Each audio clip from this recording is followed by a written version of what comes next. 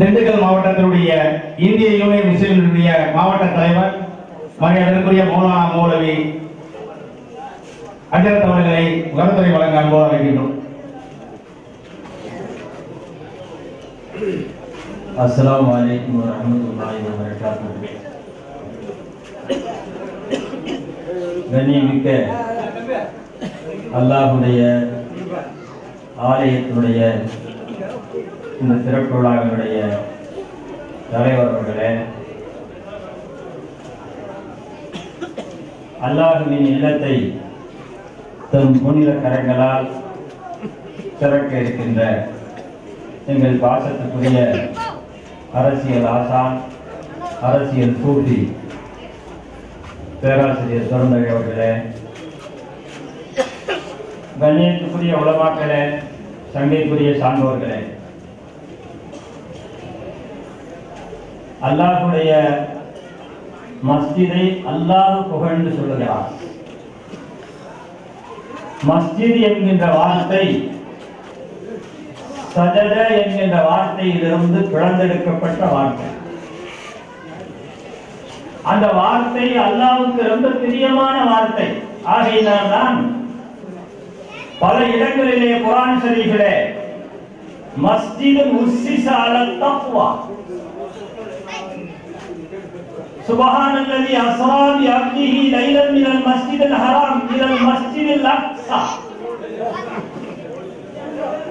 இப்படி அல்லாஹ் பல இடங்களிலே குறிப்பிட்டு காட்டுகின்ற போது மஸ்ஜித் மஸ்ஜித் என்றே குறிப்பிடுகிறார். எனக்கு முன்னால் நீனூர் மதரசாவுடைய ராஜராஜரத் அவர்கள், சிவலாஜரத் அவர்கள் பேசுகின்ற போது அழகாக உங்களுக்கு எடுத்து சொன்னார்கள். அல்லாஹ் அந்த பிரியமான அந்த வார்த்தையை தன்னுடைய குர்ஆன் ஷரீஃபிலே சொல்லி இருக்கக்கூடிய காரணத்தினால்தான் சஜ்தா என்கின்ற வார்த்தை அல்லாஹ்வுக்கு பிரியமான வார்த்தையாக இருக்கின்ற காரணத்தினால்தான் இந்த வார்த்தையை அல்லாஹ் தேர்ந்தெடுத்து ஓர்ந்தெடுத்துக் கொண்டான். அப்படி ஓர்ந்தெடுத்துக் கொண்ட காரணத்தினால்தான் மஸ்ஜித் என்று பெயர் வைத்திருக்கிறான். ஏனென்று சொன்னால் தொழுகையிலே எத்தனையோ அம்சங்கள் இருக்கிறது. நிற்கிறோம், குனிகிறோம், ருக்கு செய்கிறோம். இந்த வார்த்தைகளை எல்லாம் அல்லாஹ் சொல்லவில்லை. அல்லாஹ் பேர் வைத்திருக்கலாம். மௌகூப் நிற்கின்ற இடம் என்று சொல்லி இருக்கலாம். மர்கஅ நிற்கின்ற ருக்கு செய்யக்கூடிய இடம் என்று பேர் வைத்திருக்கலாம். ஆனால் சஜ்தா செய்கின்ற அந்த வார்த்தையை அல்லாஹ் புகழ்ந்து சொல்லுகிறான் என்று சொன்னால், என்தான் உடம்புக்கு சிரசே பிரதானம் என்பார்கள். அஷ்ரஃபுல் ஆலா, உறுப்புகளிலே எல்லாம் மிக உயர்ந்த உறுப்பு தலை. அந்த தலையை கொண்டு போய் அஹ்மது லஷ்யா சாதாரண பூமியிலே கொண்டு போய் வைத்து சுப்ஹான ரப்பியல் அலா, உயர்ந்த என் ரட்சகனே உன்னை நான் துதிக்கிறேன், வாழ்த்துகிறேன், உன்னை நான் போற்றுகிறேன் என்று சொல்லுகின்ற போது காயத்துல் குலு, பணிவனுடைய உச்சகட்டம். இதுக்கு மேல் வேறு பணிவு கிடையாது. இதற்கு மேல் ஒரு பணிவு இருக்குமா என்று சொன்னால் இதற்கு மேல் பணிவு கிடையாது. ஆகையினால் தான் இந்த சஜ்தாவை வேறு யாருக்கும் அல்லாஹ் அல்லாத வேறு யாருக்கும் செய்வது ஹராமாக்கப்பட்டு விட்டது. செய்யக்கூடாது என்று சொல்லி மார்க்கத்திலே தடை விதிக்கப்பட்டு விட்டது. அப்படிப்பட்ட சஜ்தா செய்யக்கூடிய இடத்தை தான் அல்லாஹ் பேராக சூட்டி, அந்த பேராக சூட்டிய அந்த மஸ்ஜிதுகள் உலகத்திலே எல்லா இடங்களிலும். நான் நேற்றைக்கு முந்தைய நாள் நம்முடைய சமுதாய பத்திரிகையான மணிச்சுடரை எடுத்து படிக்கின்ற போது அந்த செய்தியை வைத்துத்தான் தெரிந்து கொண்டேன். தேனி மாவட்டத்திலிருந்து வருகிறேன். தேனியிலிருந்து புறப்பட்டு காலை 3 மணிக்கு புறப்பட்டு வந்து சேர்கிறேன். அந்த இதில் சமுதாய பத்திரிகை எல்லோரும் ஆதரிக்க வேண்டும். இந்த செய்தி எப்படி கிடைக்கிறது பாருங்கள். இந்த ஊரில் கூடஞ்சேரியில மஸ்ஜித் திறப்பு விழா நடைபெறுகிறது என்ற செய்தி வியாழக்கிழமை என்னுடைய கைகளிலே கிடைக்கிறது.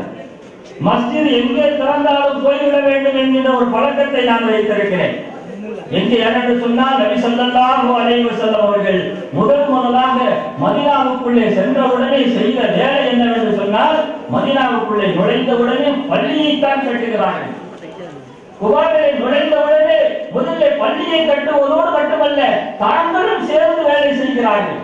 பாட்டு பாடிக்கொண்டு சஹாபாக்களை உற்சாகப்படுத்திக் கொண்டு அந்த கல்லுகளை எடுத்து தருகின்ற போது அண்ணன் பெருமானார் ஸல்லல்லாஹு அலைஹி வஸல்லம் பாடிய பாட்டு புகாரி ஷரீஃபிலே பதிவு செய்யப்பட்டிருக்கிறது. சஹாபாக்களை உற்சாகப்படுத்த தெளிவுபடுத்தினார்கள். பள்ளியை கட்டுகின்ற போது அருமையாக உற்சாகப்படுத்தி பள்ளியை கட்டினார்கள். அன்புக்குரியவர்களே, அப்படி நான் சொல்ல வந்த விஷயம் என்னவென்று சொன்னால், சமுதாயத்துடைய பத்திரிகை மணிச்சுடர், இந்த பத்திரிகையை நாம் ஆதரிக்க வேண்டும். ஒவ்வொரு கையிலையும் காலையிலே நாம் போஸ்ட்களை அனுப்பப்படுகிறது. காலையில போஸ்ட் ஆபீஸ் அந்த போஸ்ட்மேன் கொண்டு வந்து கொடுக்கிறார்.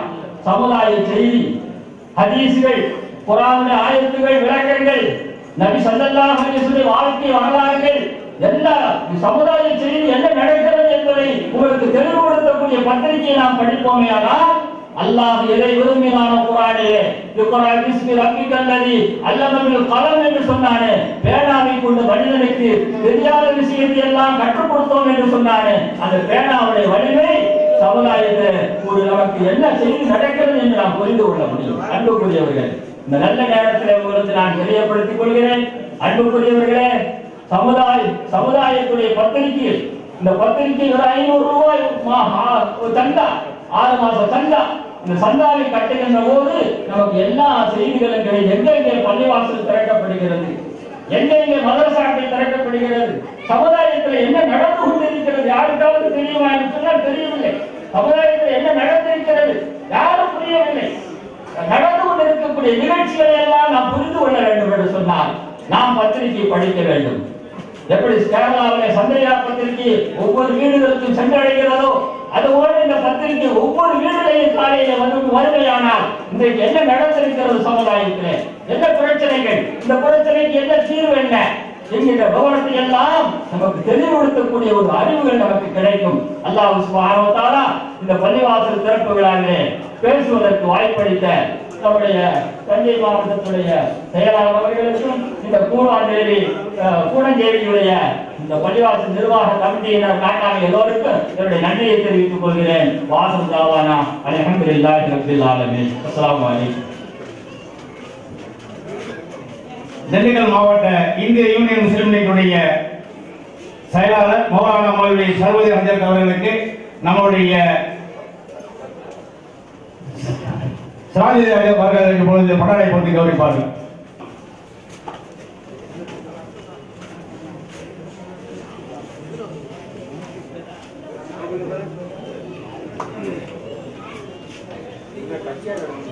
தொடர்ந்து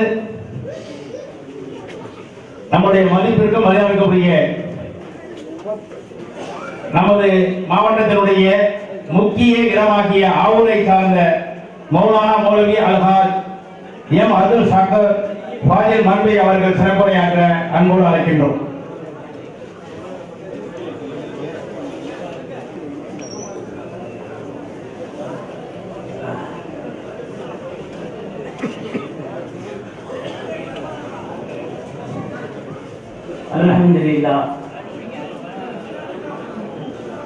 அல்ஹம்துலில்லாஹி ரப்பில் ஆலமீன் வல் ஆகிபத்து லில் முத்தகீன் வஸ்ஸலாத்து வஸ்ஸலாமு அலா அஷ்ரஃபில் முர்ஸலீன் வ அலா ஆலிஹி வ ஸஹாபிஹி அஜ்மஈன். அம்மா பஅத்.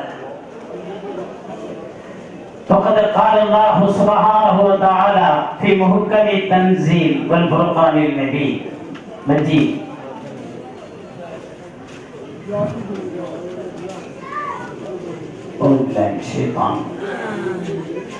إن الدين عند الله الإسلام. الإسلام هو الانقياد لأوامر الله تعالى والاجتناب النواهي.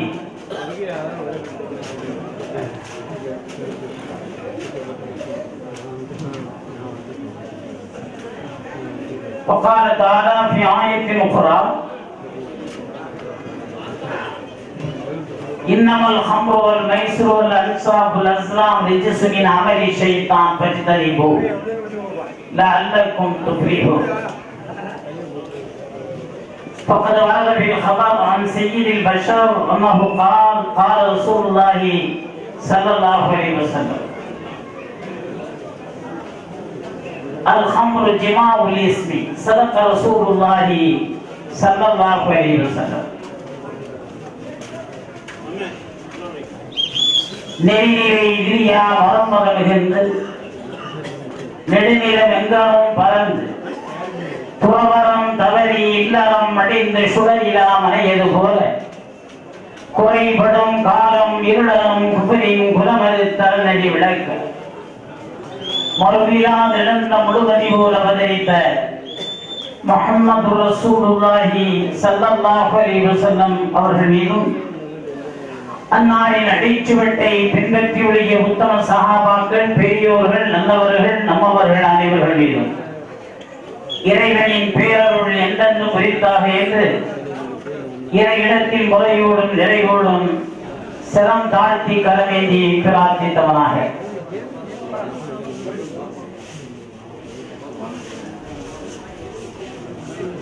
சங்கையான இந்த அவையின் தலைவர் அவர்களே,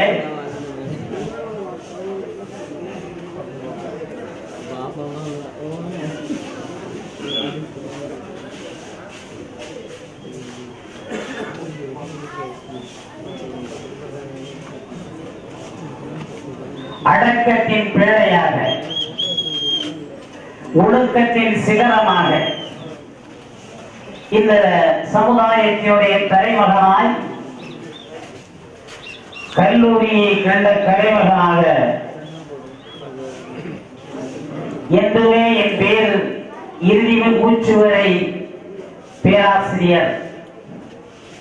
நான் நடத்திய பாடங்கள் கல்லூரியில் மட்டுமல்ல, நான் வாழுகின்ற காலமெல்லாம் பாடம் நடத்துவேன். அதுக்கு முன்னோடிதான் என் தலை பேரே பேராசிரியர் என்று இந்த தங்க தமிழகத்தில் பவனி வருகின்ற எனது பாசத்துக்குரிய ஆசான் முனைவரில் வெல்ல தகுதியுடைய தலைவரை இந்த பள்ளியை திறக்க வைத்திருக்கிறீர்கள். ஆனால் சந்தர்ப்பத்திற்கேற்றவாறு வேறு சில நோக்கங்களில் ஒழுக்கங்கெட்டவர்களை வைத்து பள்ளிகளை திறக்குகின்ற அவலம் இந்த சமுதாயத்திலே பல இடங்களிலே நடக்குகின்றன. அந்த இடங்களுக்கெல்லாம் நான் பேச்சாளராக அழைக்கப்பட்டால் நான் சரியாக பாடம் போட்டிவிட்டு தான் வருகின்றேன், வந்து கொண்டிருக்கின்றேன். ஆனால் தேர்வு செய்யப்பட்டிருக்கின்ற நம்முடைய தலைவர் முறையில் உள்ளவர்கள் ஒழுக்க சீலர். அல்லாஹ் இந்த பள்ளி அவருடைய கரத்தான் திறக்க வைத்திருக்கின்றார். அடுத்த நம்முடைய தஞ்சை தலைமையில் கொடி கட்டி பறக்கின்ற நீடூர் தெய்வாசல் அரபிக் கல்லூரி எனது பாசத்திற்குரிய உடன்பிறப்பு. அவர்களும் அந்த அடக்கம் தான், அடக்கத்தின் பிள்ளைதான். கோழை அல்ல, ஏழையாக இருந்தாலும் சரியத்து பேழை. அற்புதமான உரையை எழுதி வந்திருக்கிறார்கள். இங்கு பல பேர்கள் வந்திருக்கின்றீர்கள். சட்டமன்றம், பாராளுமன்ற உறுப்பினர்கள், தாய் சிலையுடைய உயிரோட்டங்கள், இன்னும் பல பெரியார்கள் வந்திருக்கின்றீர்கள். ஒவ்வொருவராக பேர் சொல்லி நீட்டி முழக்க ஆரம்பித்தால் எனக்கு நேரம் பத்தாது. காலத்தின் அருமை கருதி இந்த நேரத்தில் ஒரு அற்புதமான தலைப்பை விளக்கிவிட்டால் நீங்க விளங்கி விடுவீர்கள் என்பதற்கு நான் எத்தனித்துத்தான் இந்த உங்களுக்கு முன்னாலே படித்த ஆயத்து இன்னமும் சமூக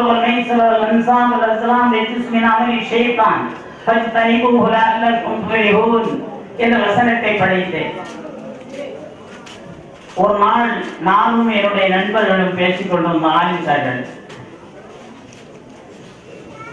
நம்ம தலைவர் அங்க இருக்கா, இவளுக்கு அரபி தெரியாதுன்னு நான் நினைத்து அவங்ககிட்ட சொன்ன அவர் அரசியல்வாதி அப்படின்னு. அப்படின்னு இவங்கிட்ட இந்த ஆலிம்சார்கிட்ட பேசிக்கிட்டு இருந்த உடனே இவ என்ன சொன்னாங்க, ஒக்கதா இருக்கேன்னாரா, அப்படித்தேன் அரசியல்வாதி தான். அதனால பார்த்து பேச வேண்டியது இருக்கிறது. நம்முடைய லால்பேட்டை அரபிக் கல்லூரியிலே ஆதுமசரத் என்று ஒருவர் இருந்தாரு, பெரியவங்க, அருமையான சொற்பொழிவாளர். அந்த காலத்தில் அவர்கள் கடலூர்ல ஒரு மாநாட்டில் கலந்து விட்டு இரவு வந்து காலை நேரத்திலே சிதம்பரத்தில் ஒரு ஹோட்டல்ல போய் காபி சாப்பிடுவதற்காண்டி போயிருக்கின்றார்கள். அதோட பசியா இருந்திருக்கிறது. 2 இட்லி கொண்டு வா என்று சொன்னார்களாம். சப்ளையர் கொண்டாந்து வச்சிருக்கான். அவன் கொஞ்சம் தாமதமா தண்ணி கொண்டு வந்திருக்கான்.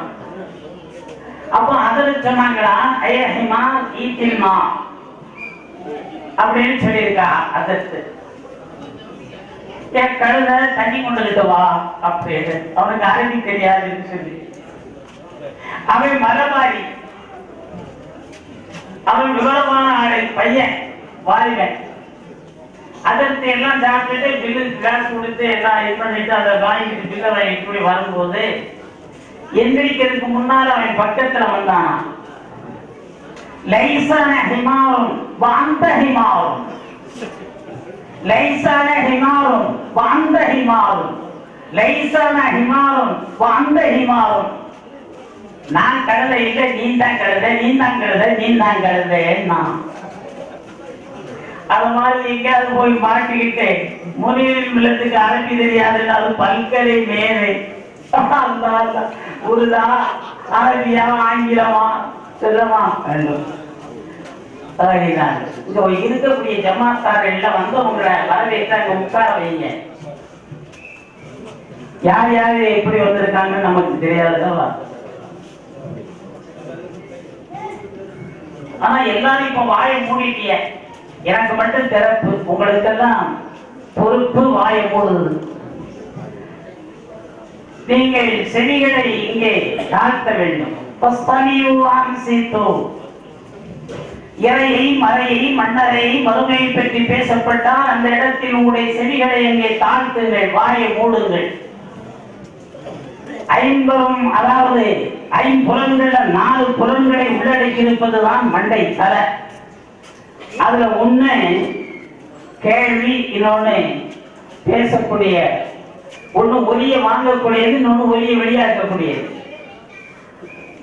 அதனால இப்பொழுது நீங்க எல்லாரும் வாயினுடைய அமைதி காக்க வேண்டும் என்று கேட்டுக்கொள்ளுங்கள். ஒரு அருமையான ஒரு தலைப்பிலே ஒரு சில கருத்துக்களை இங்கே விளக்கிவிட்டால் அழகாக இருக்கும் என்று கருதுகின்றேன். இன்று நம்முடைய இளைய சமுதாய முஸ்லிம்களிலே இருக்கக்கூடிய இளைஞர்கள் குடியின் பிடியிலே அவர்கள் சிக்குண்டு திணறிக் கொண்டிருக்கிறார்கள். நம்முடைய இஸ்லாமிய பேரை, இஸ்லாத்தை கேவலப்படுத்துகின்ற ஈரப்பிறவிகள் ஒரு கூட்டம் என்று நடமாடிக் கொண்டிருக்கிறார்கள். தண்ணிவாரார்கள். தமிழக அரசு ஒரு காலத்தில் ஒரு ஆட்சி வரும், அவர்கள் ஹலால் என்பார்கள், இன்னொரு ஆட்சி ஹராம் என்பார்கள். ஆனால் அது அன்றே ஹராமாக்கப்பட்டிருக்கிறது. அதுவும் குடி என்பது அந்த பிடியிலேதான் எல்லா மனிதர்களும் அந்த காலத்தில் வாழ்ந்தார்கள். சனியை சட்டம் வருவதற்கு முன்னால், இறைவரை வருவதற்கு முன்னால். ஆகையினால் இறைவன் அந்த பிடியில் இருக்கின்றவர்களை எப்படி அவர்களை நகர்த்தி வெளியே கொண்டு வருவது என்பதற்காக வேண்டி படிப்படியாக அந்த சட்டத்தை கொண்டு வந்தான். அல்லாஹ் தஆலா திருக்குர்ஆனிலே சொல்லுகின்றான், யஸஅலூனக அனில் ஹம்ரி வல் மைஸர் குல் ஃபீஹிமா இஸ்முன் கபீர் வ மனாஃபிஉ லின்னாஸ் வ இஸ்முஹுமா அக்பர் மின் நஃபிஹிமா என்று சொல்லுகின்றான். நாயகனே, உங்களிடத்தில் அவர்கள் கேட்கின்றார்கள், சூதாட்டத்தை பற்றியும் குடியை பற்றியும், தண்ணி அடிக்கிறதை பற்றியும் கேட்கிறார்கள். இந்த ரெண்டுமே அது பெரும் பாவம். ஆனா மக்களுக்கு அது பிரயோஜனம் தரும். ரெண்டுமே பிரயோஜனம் இருக்கிறது. இந்த வசனம் இறங்கிய உடனே சஹாபாக்களே சிலர்கள் தண்ணி அடிச்சுட்டு இருந்தா, சில பேர்கள் தண்ணியை விட்டுட்டாங்க. அது பிரயோஜனம் இருக்குனால குடிச்சாங்க, அந்த கருத்தை எடுத்துக்கிட்டாங்க. இன்னொரு கூட்டம் அது பாவம் ஒண்ணு விட்டுட்டாங்க. இப்படிப்பட்ட இந்த நிலையில் அல்லாஹ் தஆலா அதற்கு பின்னாலே ஒரு வசனத்தை இறக்குகின்றார். அப்துல் ரஹ்மான் இப்னு அவுஃப் ரலியல்லாஹு தஆலா அன்ஹு அவர்கள் மிகப்பெரிய செல்வச்சிமான அரபகத்திலே ஒரு நாள் தம்முடைய தோழர்களுக்கு ஒரு அற்புதமான விருந்தளித்தார்கள். விருந்தை எல்லாரும் முடிவிட்டு மாலை மகரிபுடைய தொழுகை, அந்த தொழுகையிலே கலந்து கொள்ளுகின்றார்கள். கலந்து இந்த தொழுகைத்தவர் ஓதினார்,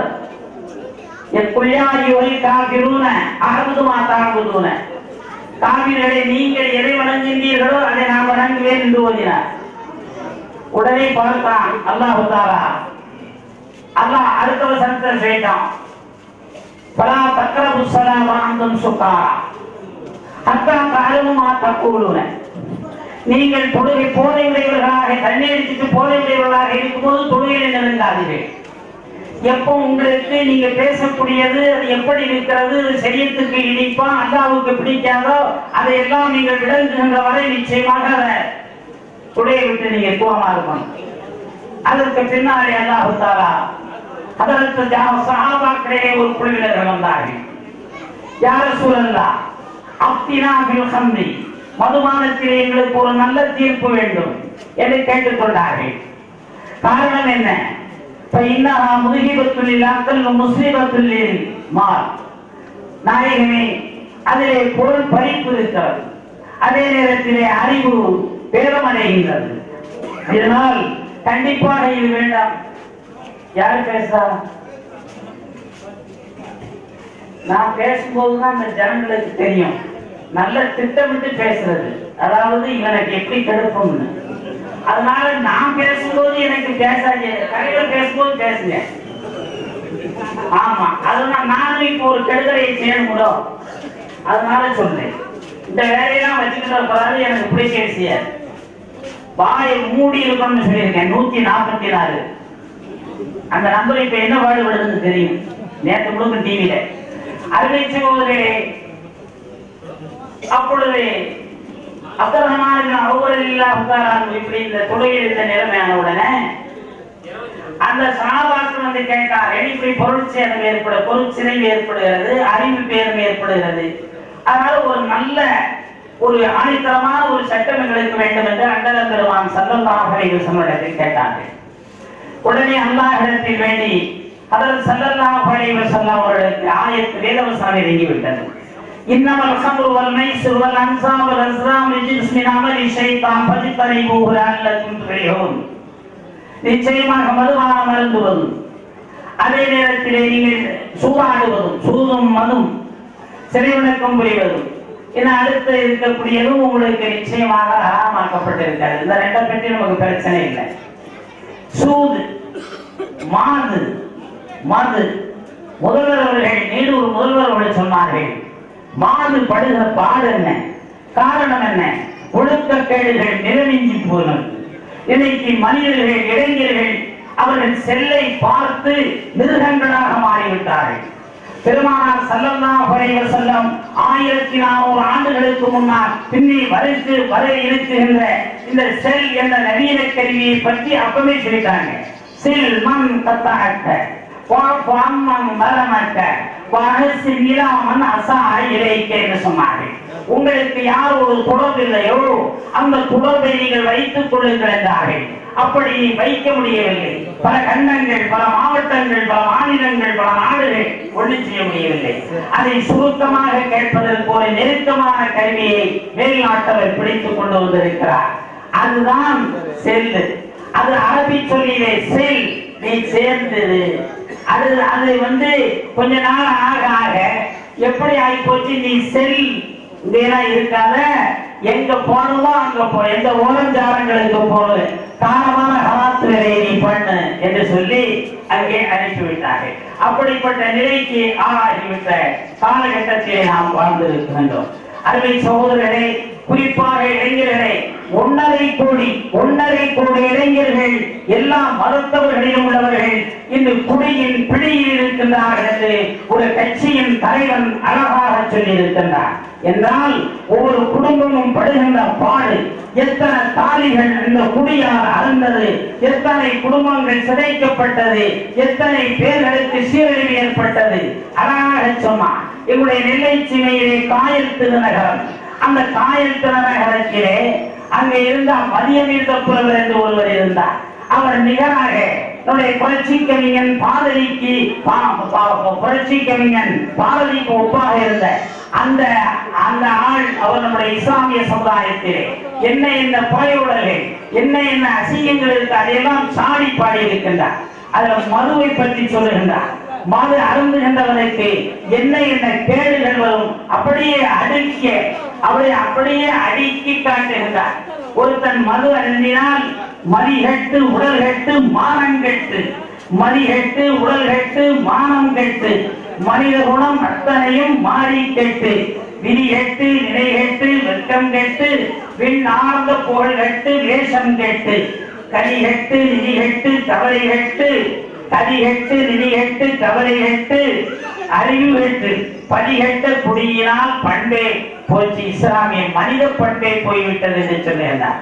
சங்கிக்குரியவர்களே, இளைய சமுதாயமே, எந்த மார்க்கம் நீ உண்மையிலே ஒரு முஸ்லிமாக இருந்தால், முஸ்லிம் அல் இஸ்லாம்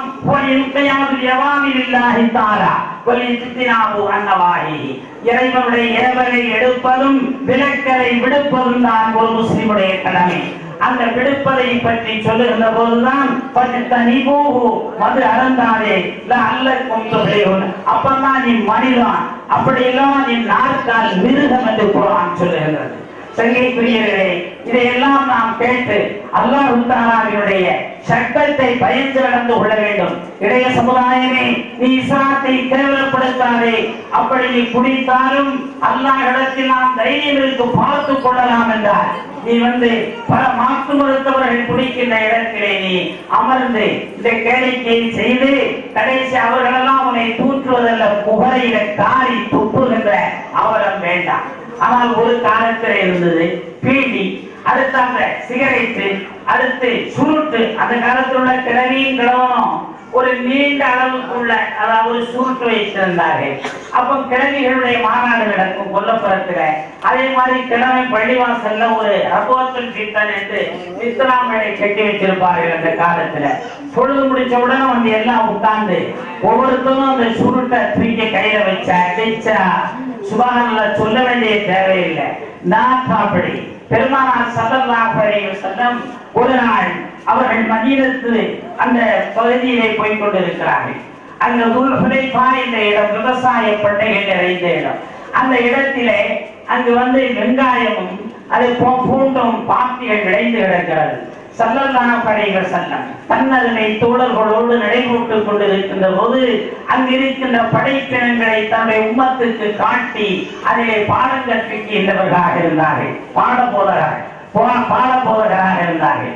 அப்ப சொன்னாங்க ஸல்லல்லாஹு அலைஹி வஸல்லம், மன் அக்கல மின் ஹாதிஹி ஷஜரத்தில் முந்தனிதி ஃபலா யக்ருபன்ன முஸல்லானா ஃபஇன்னல் மலாயிகத ததஅஸா மிம்மா யதஅஸா மின்ஹுல் இன்ஸ் வல் ஜின்.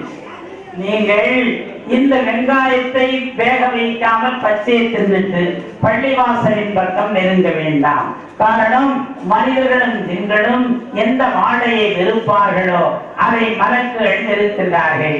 ஆக பள்ளியிலே மலக்குகள் தான் சஞ்சரிப்பார்கள்.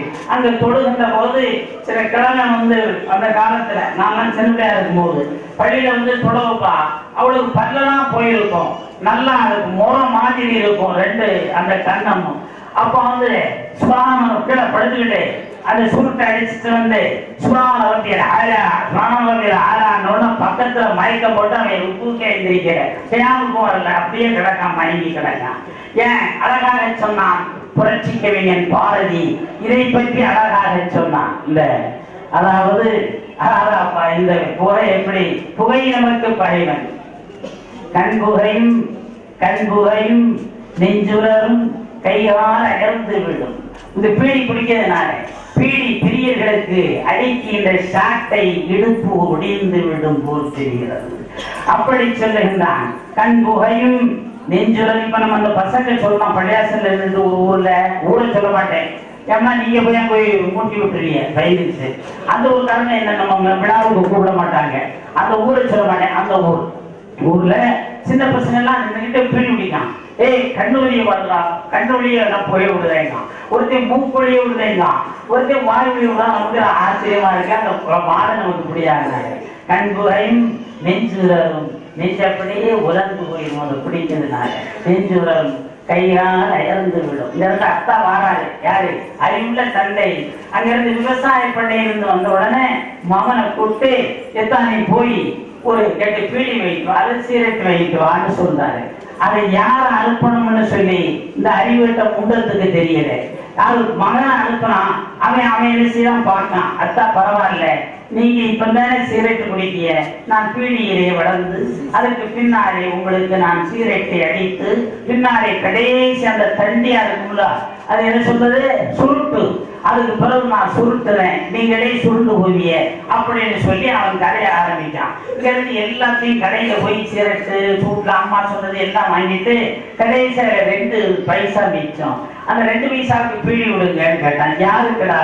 இல்லையே இது இல்ல இல்ல. அங்க போன உடனே அதுக்கு பிறகு இவன் பீடி விட்டுட்டு இருக்கான்.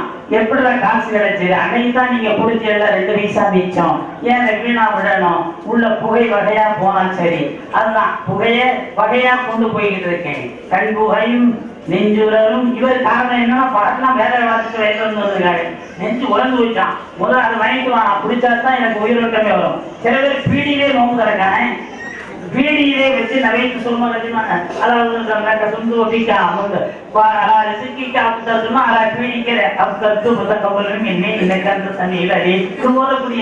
அப்பா இருக்கும். எந்த அளவுக்கு தன்னுடைய பீடி பெரியர்கள் வைத்திருக்கிறார்கள். ஆக இந்த லாகிரி வஸ்துக்கள் எதுவாக இருந்தாலும் கண்புகையும் நெஞ்சுரலும் கையார அயர்ந்து விடும், வெண்புகையார் வேலி விழுத்து விடும். உள்ள ஒரு மாதிரி சோழையா வெள்ளையா போறானே, என்னன்னு கவனிக்கணும். அவன் இந்த பீடி அடிச்சுக்கிட்டு இருக்கான். பீடி என்ன இப்ப எல்லாம் கசக்குறாக வாங்கி எனக்கே போட்டு கசக்குறான். கூட ஒரு பையன் கூட்டு போனேன். அங்க இருந்து பயணம் போயிட்டு இருக்கோம். கையில வாசல்லே வந்து அடிக்கடி இருந்துக்கலாம். அதுக்கு நான் என்னெல்லாம் கேட்டேன், இப்படிங்க. அதுக்கு நான் வந்து பார்த்தா இப்படி போட்டு கசக்கிட்டு இருக்கான். இப்ப நம்ம சுருக்கமாக வந்து விட்டது. ஆகவே அருமை சகோதரர்களை, ரொம்ப உங்களை பண்ண அல்லாஹ் குர்ஆன்ல அழகாக சொல்லுகிறான், வலா தக்துலாம் குசல்கும், உன்னை நீ சாகடிக்காதே, நீ கொலை செய்யாதே உன்னை என்று சொல்லுகிறான். ஆக நிறைய சமுதாயமே நீ திருந்த வேண்டும். கண்டிப்பாக இதெல்லாம் ஒரு நாளைக்கு பார்த்துக்கலாம் அப்படின்னு நீ சொல்லக்கூடாது. அப்படி சொல்லக்கூடாது. இப்பவே தெரிந்து விட வேண்டும். கூறிய முதுகை தான் நேர்த்தி கொள்கையாப்பம் என்றாரோ, கூறிய முதுகும் கூறியதை கொள்கையாக்க